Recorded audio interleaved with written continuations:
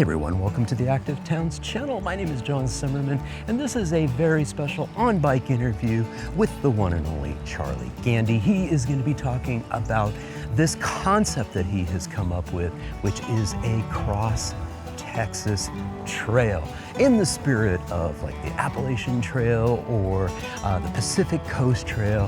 He has this idea of being able to cross Texas from east to west by hiking, biking, or horse. Okay, let's get right to it with Charlie Gandy. Feels good out here, doesn't it? It does. I tell you,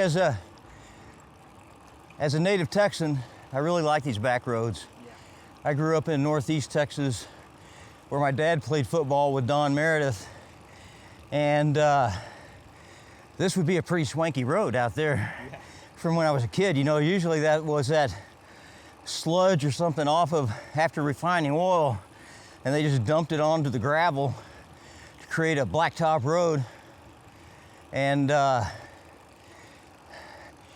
then they changed, and then rural Texas changed when we started putting in farm to market roads. Then we started putting in county roads and then highways, and people migrated off of these roads onto the parallel road right over there. And the only people who use these roads these days are the people who live on them and the mailman. Yeah. So it's pretty nice for passage through rural Texas on a horse or a bike or hiking. I rode across Europe when I was 19, from Copenhagen down to Switzerland, in 1978. And I learned a few things, including check where the prevailing winds are, and don't wear blue jeans. It rained every day. I'd take my blue jeans off at the youth hostel and lay them across my bike to dry. I'd get up in the morning to put them on, and they were frozen stiff. That wasn't any fun.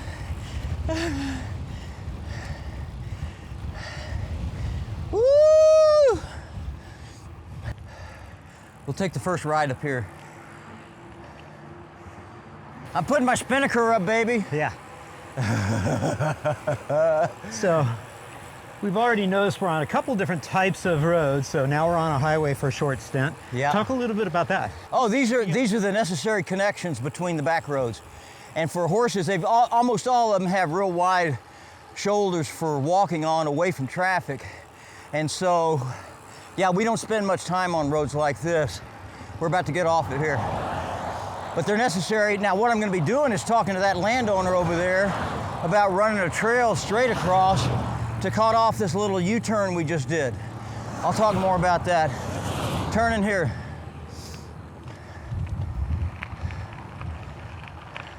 It's a sweet ride, though. This is an example of there's a parallel road just north of here that is the better alternative from a driving perspective, and so this is nice and quiet. Yeah.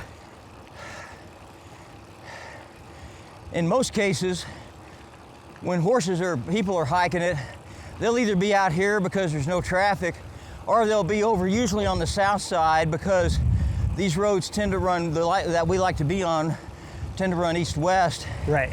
Therefore, the shade is over here on the south side. Yeah, yeah. Because of the trees. And that's usually more desirable. Love it. All right, hey everybody, welcome to the Active Towns channel. I am super stoked to have Charlie Gandy with me. Charlie, hey. I'm here, baby, let's go. Woo-hoo. So Charlie, where the heck are we? I thought you knew. Oh no, it happened again, Charlie. We're no good without our wives, are we? Exactly. No comment.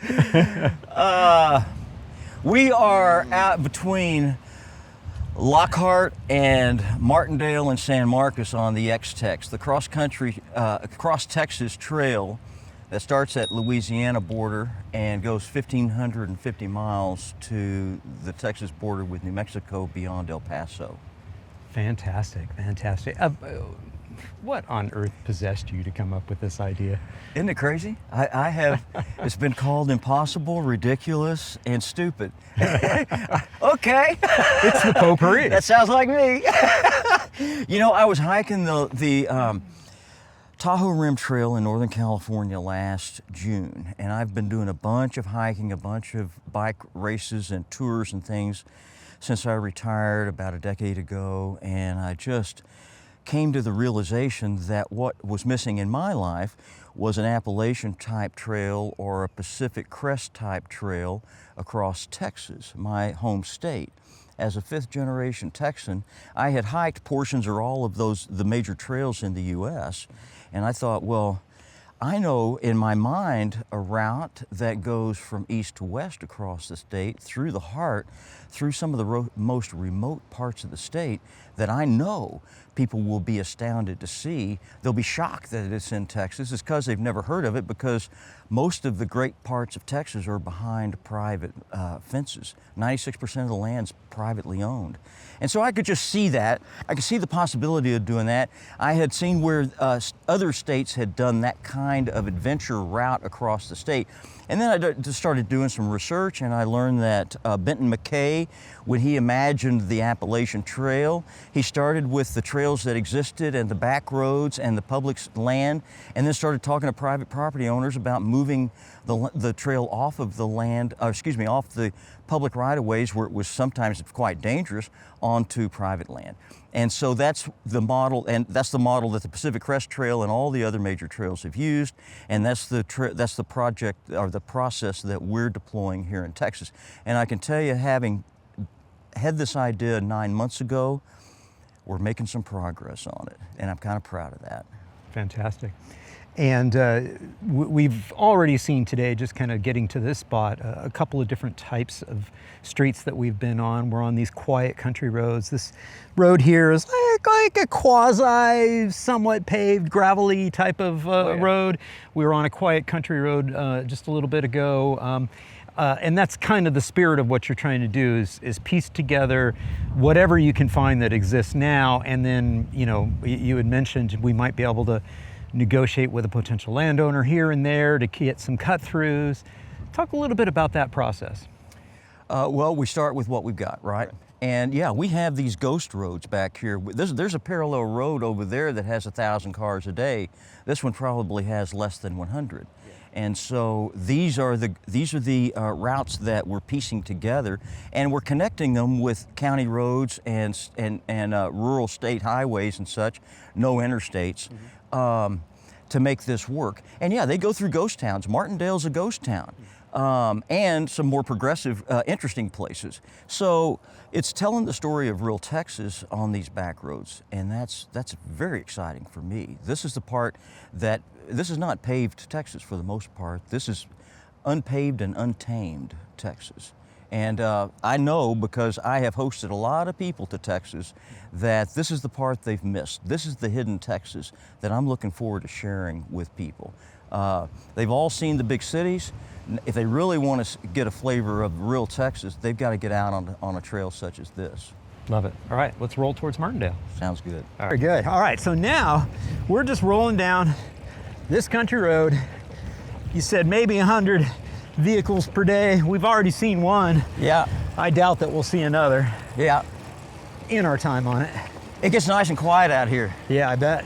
And you know, you get to sneak up on wildlife because they don't expect you. Yeah, yeah. They see people in cars. They never see anybody walking. Yeah. Or on a bike or a horse. Yeah, yeah.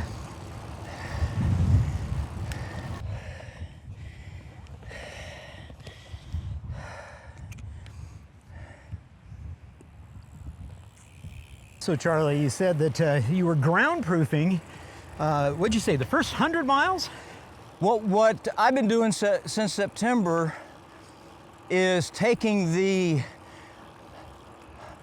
map that we created on a computer and testing it on the ground to see if it was good. And I found a lot of gates that were locked. I found a lot of bridges that were out, and I found some routes that were validated as good back roads. Okay.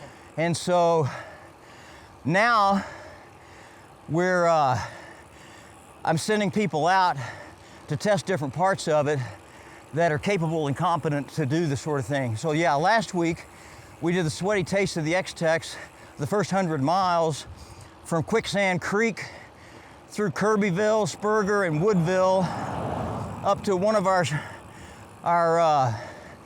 one of the guys that came out of the woodwork in September who owns a 400-acre farm up there called the Circle J Farm.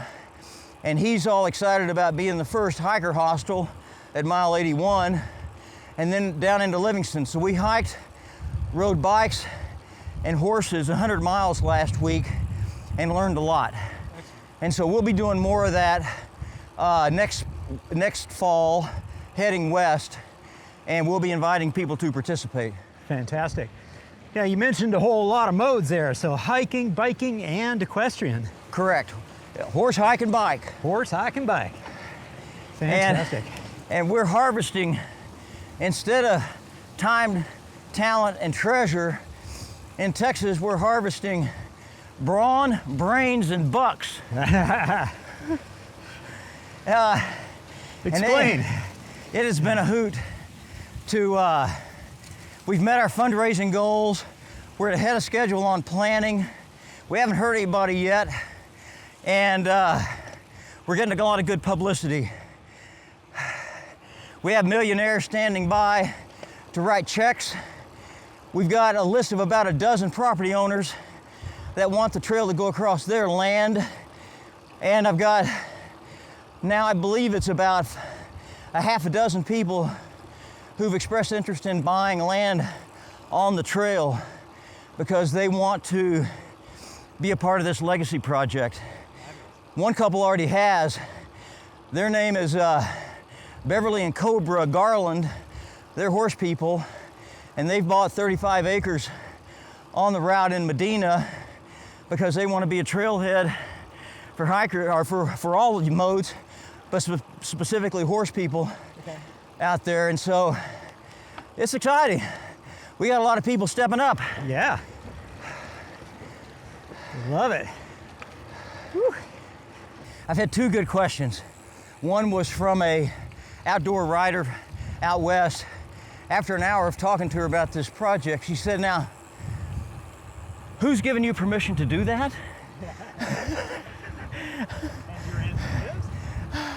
I don't need permission from anybody, miss. Audacity. Yeah. And the other one was last week, right on the Louisiana border. One of the first guys we met on this dirt country road, he pulls up in his pickup truck and he says, "What y'all doing?" We told him what we were doing. He said, and about the whole trail going across the state. He said, "Why don't you just drive it in your truck?" And you're like, well, where's the challenge in that? Yeah, that's one way to do it. We had so much good fortune out there last week. The first night we stayed at a mortuary back in the back where all of the mismarked headstones were placed. Okay. The failed headstone campsite, we called it. And the guy that owns the mortuary and funeral home is his family's into horses, and so we're finding that horses open up rural Texas for us nicely. Yeah, for sure. And that's all we're trying to do is build the trail to a horse standard. Yeah. We're not trying to pave anything. In fact, we're looking for places that aren't paved. Right.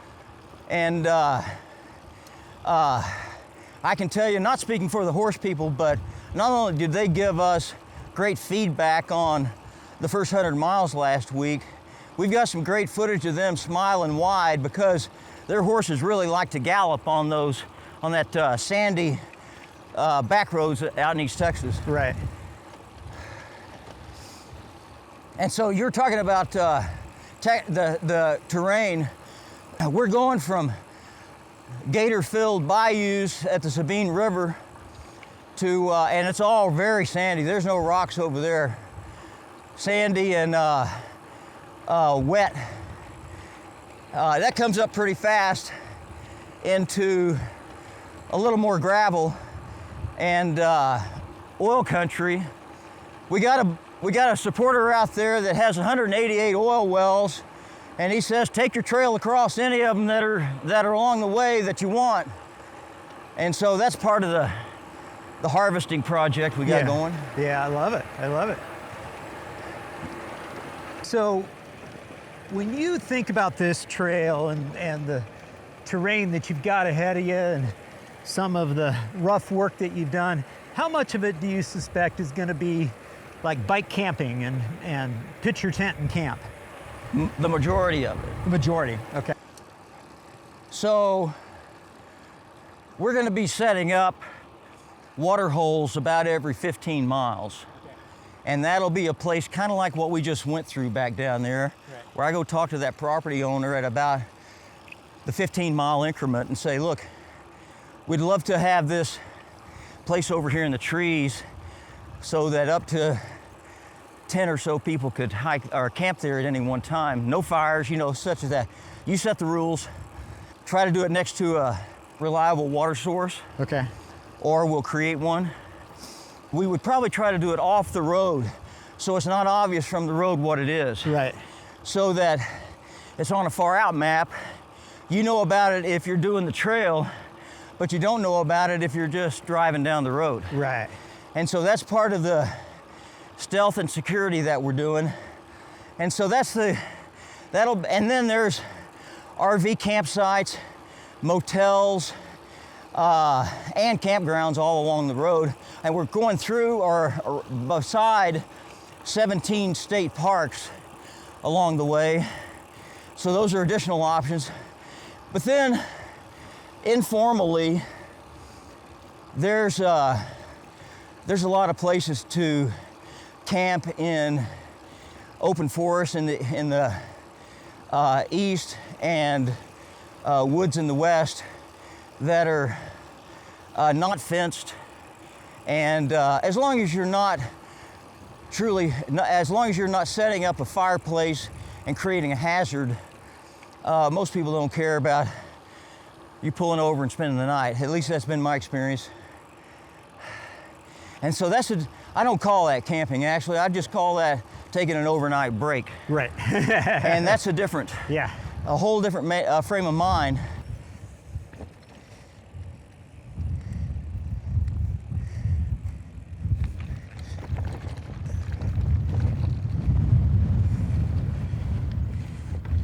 Ooh, I love me some gravel. And you do too. You've got your gravel grinder here. This is my cutthroat, baby. I love it. This is specifically designed for the X-Tex. I think this is the right bike for this route. Yeah, yeah. So in other words, no need to go full on mountain bike, full suspension, too front much weight. And back. Too much weight. You got too much. This is 1,500 miles. You got to ride a lot across country, and as long as you've got big tires, you'll be okay on the single track. And through the sand and the stuff that would bog down a skinny tire. But I don't like to carry the extra weight of suspension around. Yeah, love it, love it. Okay, cool. Let's get back on the road. Heck yeah. Woo. You think this is cotton? Yeah. Yeah, I can see exactly it over here. what it is. Yeah. Okay. I'm starting to get. I've already gotten good press, as you know, but Condé Nast Traveler, my buddy Pam LeBlanc has got a gig. This weekend, we're going to be doing something really cool in Santa Lena Canyon. Perfect. Do you know that? Did I tell you about this? No, but I know Pam really well, so yeah. You know Santa Lena Canyon in Big Bend? I do not, no. Okay, well, it's one of those truly spectacular canyons where, in some cases, it's about 50 feet wide and 1,500 feet tall. Yeah. And when the light hits it right, it's like a spiritual place, you know? Yeah. Anyway, the water is low out there now, historically low. And so she and I and a couple of others are going to be hiking it, the river channel, this weekend And that's likely to be an alternative on the X-Tex. Okay. Nice little alternative, you know. Oh, you know what? Beautiful. Things are changing out there, and this trail, we're getting to take advantage of opportunities that just simply didn't exist a decade ago. Right. Such as that. Love it. And it has everything to do with climate change, drought, and upstream water demands. Right, right. And how much, as you're going through this, are you trying to kind of coordinate with some of these little towns to show them some love? Well, we're just now firming up the route. Yeah. But I can tell you and so using that first 100 miles in East Texas as an example, we've gone the next step on that 100 miles. Yeah. And so, give you a taste of this. One of the 4 towns we worked with this last week, Woodville, not Woodville, Woodville. Yeah. And Leslie, who owns the Dogwood Inn, was so excited when I told her about the trail going through her town and that I was going to bring a crew through next Thursday for breakfast. Yeah. She lined up not only her restaurant, but she got the local newspaper to come over to interview us. A city council person who's an ultra runner showed up, and he wants to be our local contact. He's going to host one of our show and tells where I go and talk about this. And strategically, that's how I say, okay, Woodville is on a cool route here. This is what we're trying to do across the state. And here's where we need to improve this route in your area. We want to, for instance, set up a water hole between here and Spurger. Do you know the people who own land about 10 miles out of town? And so we'll be crowdsourcing in places like Woodville to improve the route. Right. Using guys like that city council member and Leslie as our local connections. And so we've got that. Oh, by the way, the First Baptist Church preacher that put us up for the night in Woodville is a hiker also. Nice. And he loves it that we're messing around with this stuff and actually, you know, bringing the big idea to his town and to his congregation. Yeah. Now we're rolling into Martindale right now. This is downtown Martindale, baby. This is nice. Isn't it sweet? This is a ghost town that a buddy of mine, Carlton Carl, bought in about '93, and owns all but one of those buildings back there, and a whole lot of the land around, and has been careful to try to keep it from becoming just another suburb of Austin. Yeah. And I think he's doing a pretty good job. Fantastic. And we're very close to the river here. This is called the River Road. Yeah. The San Marcos River bubbles out of a huge aquifer up here and a spring. And then this is one of the sweetest small river canoe or kayak rivers in Central Texas. Fantastic. Very sweet. Let's go see the water.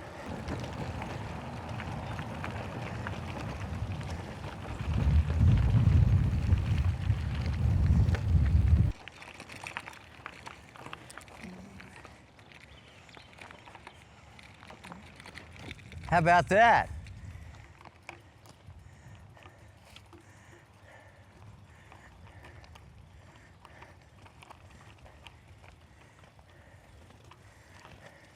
Sweet. Central Texas, baby. All right. Central Texas. Doesn't get much sweeter than that. I love it. I love it. Yeah, so the ask will be to, during the winter months when people are hiking in here, Yeah. to set up a simple campsite right over here, Okay. either on the private land adjacent to this or the public land right here, at an informal campsite. And so we can spend a little money during the day here at the Fantastic. cafe. Fantastic. And we're about 4 miles out of San Marcos. So you get up and walk in or ride into San Marcos and have breakfast and then ride on. Get Right. refueled and resupplied and head on. Fabulous. And this is just so relaxing.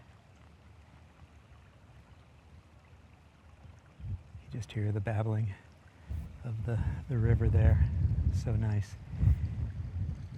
And I imagine on certain parts of this trek, this trail, a body of water like this is pretty darn special to be able to find something like this. Pretty rare, Yeah. pretty rare. When I was raised in Dallas, all the rivers up there are brown. I came to school down here at UT in '78, and I found rivers like this that reminded me of Colorado. And I thought, man, I love this part of Texas.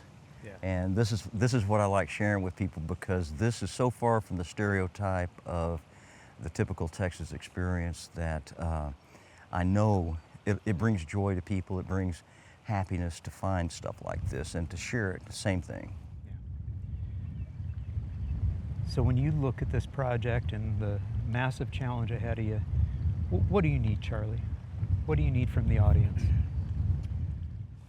For some, people have different things to contribute to a project like this. Some of us have just brains. We've got engineers and lawyers and trail professionals that are all making contributions. We have the veterinarian that put together 4 horse women last week to do that with us. She's a retired veterinarian that knows everything about horses, and that kind of stuff is very valuable to a project like this. And then we need money. Some people, it's easier just to write a check. And it's been a lot of fun to take everything from 100 to, one guy gave us $20,000 for this project because he's a businessman in Dallas that understands the value of this kind of trail to his home state. And he is, all of them are enthused about this. And so, yeah, in some cases, it's either brawn, brains, or bucks, and it requires all 3 of those things.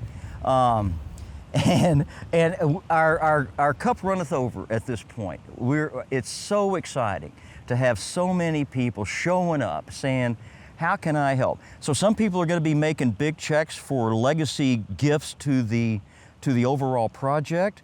Okay. Property owners are going to be giving us access across their land and to some of the most hidden gems of this state, because it's in their heart to do that. They're ready to share what's a beautiful part of the state with people who are coming through in a respectful way. Right. Fantastic. And then just to close on that, we have a crowd of people that have done this kind of hike in other parts of the country and are looking forward to seeing Texas from this point of view. Right. And then we have a bunch of trail angels. We have a bunch of people who want to support them in visiting their place, such as Carlton here. What we really get to prove is Texans are a lot of things, and deep down, one-on-one, they're pretty friendly and generous. Great. Fantastic. And your website again is? xtexas.org. xtexas.org. Fantastic.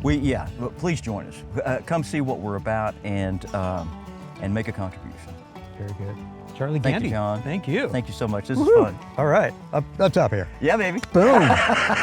Love it. Hey, let's make a note to Ryan.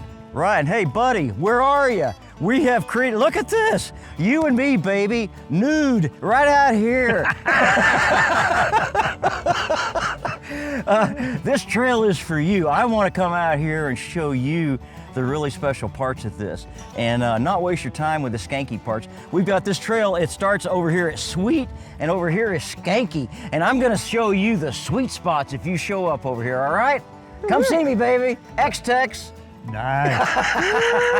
Hey everyone, thank you so much for tuning in. I hope you enjoyed this ride-along video with Charlie Gandy. And if you did, please give it a thumbs up, leave a comment down below, and share it with a friend. And if you haven't done so already, I'd be honored to have you subscribe to the channel. Just click on that subscription button down below and ring that notifications bell. And be sure to follow along with all of the progress of the X-Texas Trail by heading on over to xtexas.org. Again, thank you all so much for tuning in. I really do appreciate it. And until next time, this is John signing off by wishing you much activity, health, and happiness. Cheers. And again, just want to send a huge thank you to all my Active Towns ambassadors supporting the channel financially via YouTube memberships, YouTube super thanks, as well as making contributions to the nonprofit and joining my Patreon. Every little bit adds up and is very much appreciated. Thank you all so much.